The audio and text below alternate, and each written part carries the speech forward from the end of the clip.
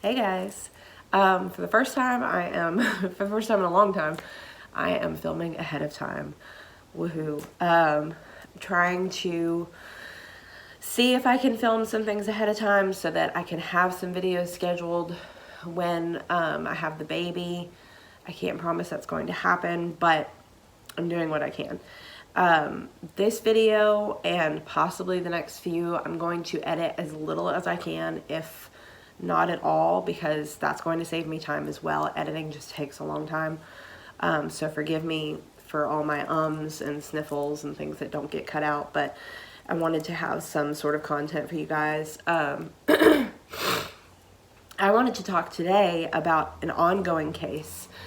I'm filming this on the 27th, so by the time you guys see it, it's going to be almost a week later. So if there are more updates, maybe I'll do a follow-up video or something, but maybe this could be the week's video after that, I don't know. But as of today, the suspected person who is the reason this whole case is happening has been arrested. I want to say she was arrested last night, and I'm so glad.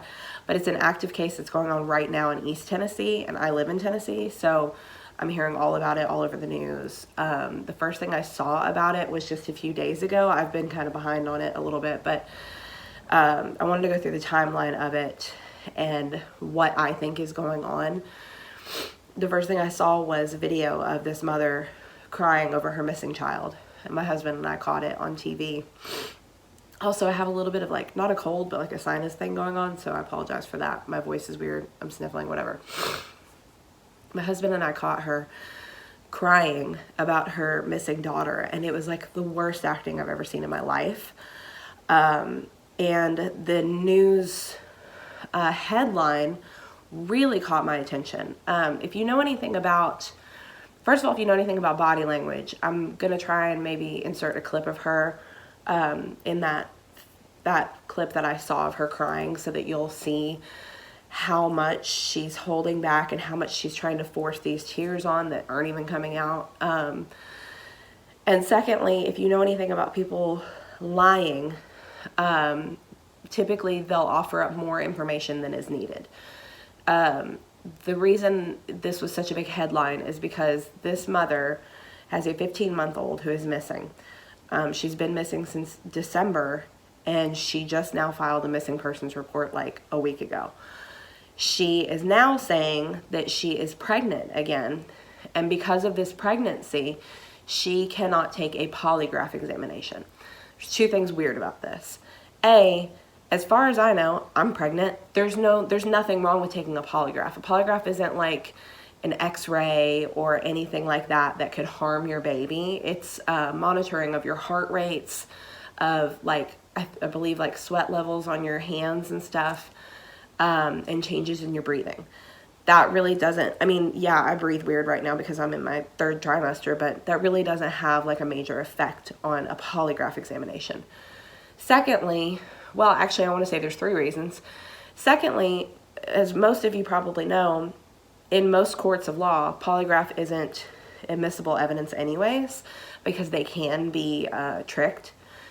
People, especially people who have a severe type of mental, what am I trying to think of? A personality disorder, like sociopathy or, something of that nature, are able to sort of trick the polygraph because they don't feel the normal reaction emotions as people without those personality disorders. And I'm not shaming anyone with a personality disorder. I find them really interesting, to be honest.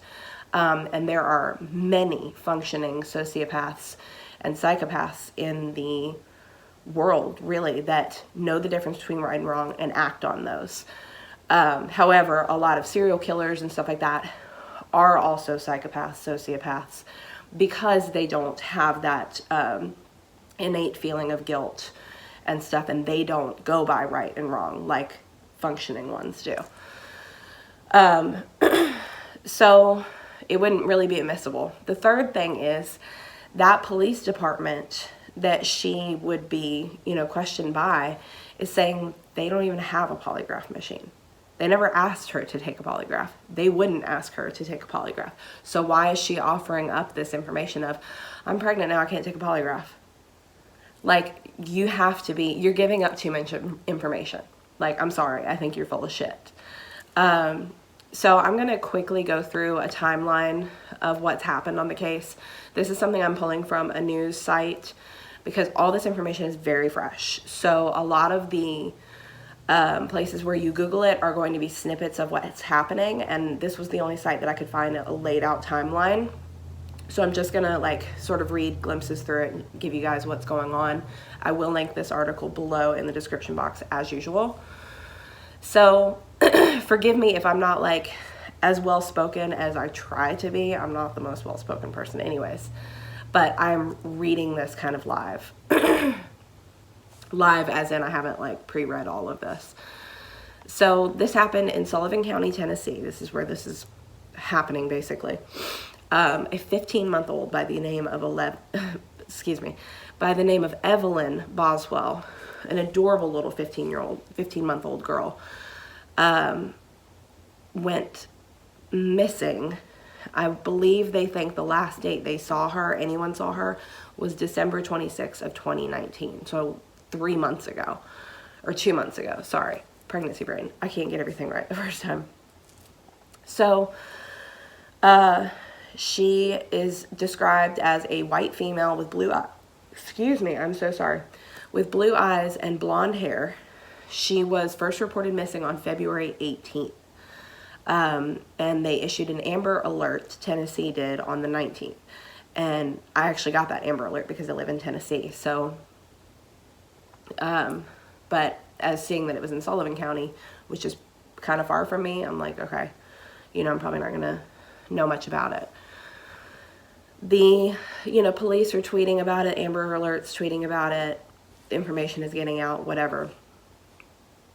Officials said that the search for Evelyn was sparked by a referral from the Department of Children's Services after the child's grandfather, Tommy Boswell, reported his concerns. He said he had not seen Evelyn since Thanksgiving of 2019. He reportedly told a CBS affiliate that he didn't know what happened, and this is a quote, "but I'm the one who called DCS and got this started." So the mother of this child did not report anything. On February 20th, the Tennessee Bureau of Investigation released another photograph of Evelyn trying to reach more people. Let me scroll down here. On the 21st, they reported that investigators were seeking information about a gray BMW and that the individuals traveling in it were connected to Evelyn.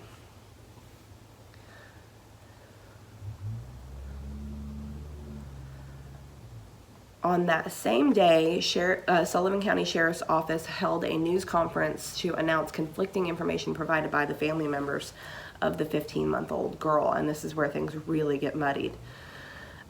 Sheriff Jeff Cassidy told the media that his office received conflicting reports about when Evelyn disappeared. He said that one report indicated Evelyn was last seen on December 26th.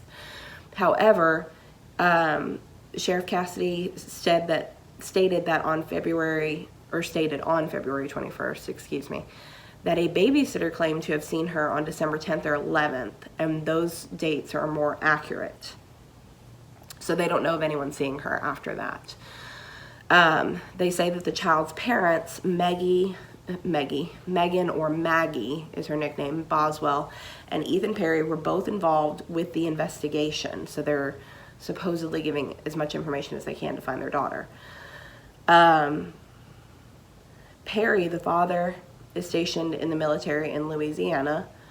They said that the mother had full custody of Evelyn. However, the sheriff said some information from the mother had not been accurate. So she's lying already, basically. They said that, quote, her stories aren't leading up to stuff we went out and checked on. One thing that they pointed at was video surveillance evidence and eyewitness testimonies. But he would not clarify whose testimonies those were. So basically, she may have said we were at this apartment complex or this store or something like that, and they were able to pull security tapes that she may not have even known there was cameras there, and none of the tapes showed the little girl with the mother at that time. That's my guess. They say that ever since, or as of February 21st, 300 leads have come forward, but none developed into any credible sightings of the little girl because she is still missing. We don't know what's happened to her. Boswell, this is the mother, stated that she knew who had her daughter Evelyn and didn't want to contact police because she thought the person would disappear with her daughter. Well, if you don't have your daughter and this person does, they've already disappeared with your daughter. I'm sorry. Like, you don't have your daughter in your custody. You need to do something about it. Like the first moment that I found out my daughter, someone was with my daughter, I would be calling the police on the way to go get my fucking daughter. You know what I mean? Like, why would you just sit there and be like, well, I don't want to upset them and have them disappear with her. If you know who has them, and you might know where they are, why aren't you going to find them, and why aren't you contacting police? That makes no sense. It's not like they sent you a ransom note or something that said, do not contact police, or, you know, that sort of situation, which can be tricky, but still, I mean, you need help. She said, I'm just kind of worried, you know, about where they are and what they're doing with her at this point in time. So again, why the fuck have you not contacted anybody? She claimed that Evelyn was with a person that she trusted to watch her daughter with while she was at work, so a babysitter of sorts.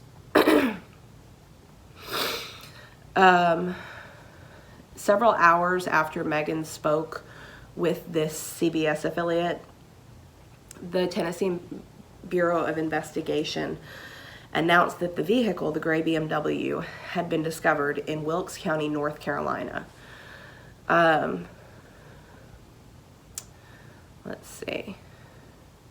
Obviously, the little girl is still missing. They didn't find anything really of note, at least that they have put out to the public. Let's see.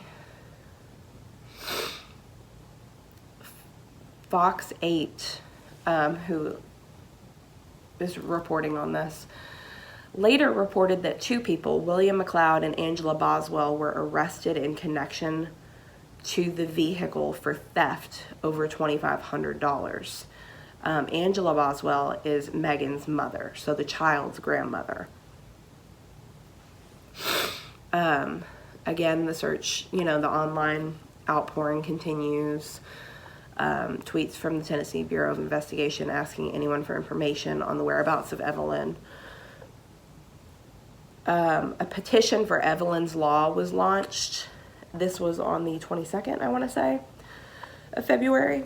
The petition asked lawmakers to craft a law making it illegal for parents to wait longer than 24 to 72 hours to report a missing child. And I think that's a good idea because, I mean, why would you wait anyways? Sorry, my nose is just a little itchy. On the 23rd, they released a new photo of Evelyn, again in hopes that people would recognize her and report finding her or seeing her. On the 24th, they also released a video of the little girl in the same hopes. At this point, there were many conflicting statements from the mother, Megan. I don't know what all the statements are. They have not released all of her statements, and they probably aren't going to for a long time. But they say that her immediately not reporting her child being missing and her conflicting statements obviously made the case complicated, and they don't know why it took so long for the search for the child to begin. The grandmother was extradited back to Tennessee. That night, which is the 24th, Megan spoke again to the press and told them that her mother, Angela, had taken Evelyn to Mendota, Virginia. She said, quote, "I told TBI where to find her in Mendota. My mom took her to a campground in a silver camper. And if they don't go tonight, I'm going to find her myself."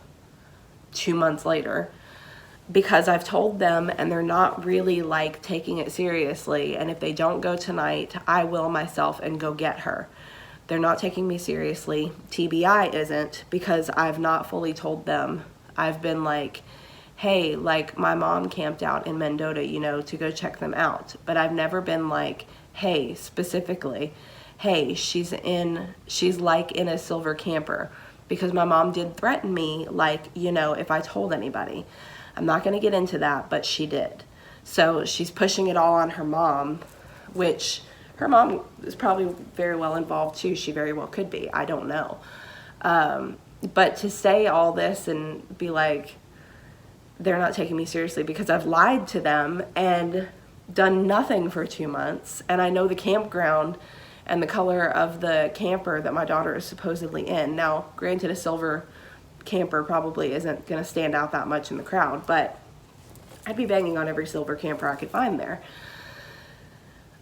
She said that her mother was just going off on her after the Amber Alert was announced on the 19th. She also wanted to address rumors about her family, and this is another quote from Megan, the mother. She said, "Gypsies are not a cult. They have been asking people if there is like a gypsy ringleader, and like, I mean, like, we're not like ringleaders. We're not like out here kidnapping babies or anything like that. Well, yeah, and like my dad's very proud of that, you know, but he's just mad about the rumors going around, like trashing them, because like we're not a cult. You know what I mean? We're not like nothing like that at all." That's confusing on its own. So Sullivan County Sheriff's Office went searching a campground in Mendota and found nothing. Then on the 25th, the CBS affiliate reported that Megan told them in a Facebook message that she was pregnant and could not take a polygraph test because of it. And this is what I've already talked about. There's no reason for her to take a polygraph test. There's no reason that no one had even asked her to take one, and there's no reason that a pregnancy, as far as I know, would keep you from taking one. If you know how a polygraph works. The other thing about that too is that a polygraph, taking your heart rate and stuff like that into consideration, your heart rate may be different when you're pregnant. It may be higher, like mine in particular. I've had high blood pressure. But they're going to take whatever your, what's the word I'm looking for? There's a word for it, but I can't think of it right now. But whatever your constant is at that moment in time, at that day, they're going to ask you a few base questions that are true questions, like, what is your name? And that's a question they know the answer to. They know you're telling the truth. And they can see that your heart rate's remaining the same and it's not changing when you tell the truth. So it wouldn't matter if you have like an elevated heart rate due to pregnancy, or if you have low pressure due to pregnancy or anything like that. Like, you're still going to have a stable heart rate. Like, it's still going to be kind of constant unless something is spiking it. So let's see if there's anything newer than that. I mean, I know there's one more thing newer, but let me scroll through here really quick. Later that evening, Megan was at the Sullivan County Sheriff's Office talking with investigators for several hours. There were unsubstantiated reports circulating on social media that investigators were going to Mendota to search for Evelyn. The sheriff's office said that was not true. So this is just rumors going around Facebook, basically. Investigators did ask U.S. Marshals and the Washington County, Virginia Sheriff's Office to check the campgrounds, but there has been no further mention of that search. Let's see.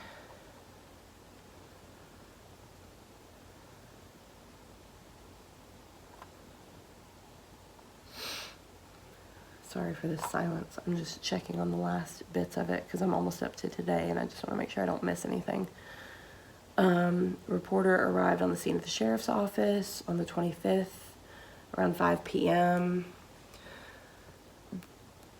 They announced, yes, so this is on the 25th. The Tennessee Bureau of Investigation announced that Megan, the mother, had been taken into custody. She was charged with false reporting by the Sullivan County Sheriff's Office, and her daughter is still missing. They set her bond at $25,000, and she is being held at the Sullivan County Jail. On the 26th, they held a press conference after her arrest. talking about false reporting after continuously giving bad information and conflicting reports. And this is a quote from investigator Andrew Seabolt. "Every time we talk to her, her story changes. I'm serious when I say every single time." Like, it's like the worst cover-up and the worst acting and the worst lying I've ever seen, I think, in any kind of investigation like this. I'm really glad to know that she has been arrested, because everybody around here that knows about it, we've just been flabbergasted that she hadn't yet at that point, because it's so obvious that she's full of shit, basically. Just after the conference ended on the 25th, investigators in Wilkes County received a tip and kicked off a search for Evelyn near a pond in Wilkes County. This is located north of Wilkesboro.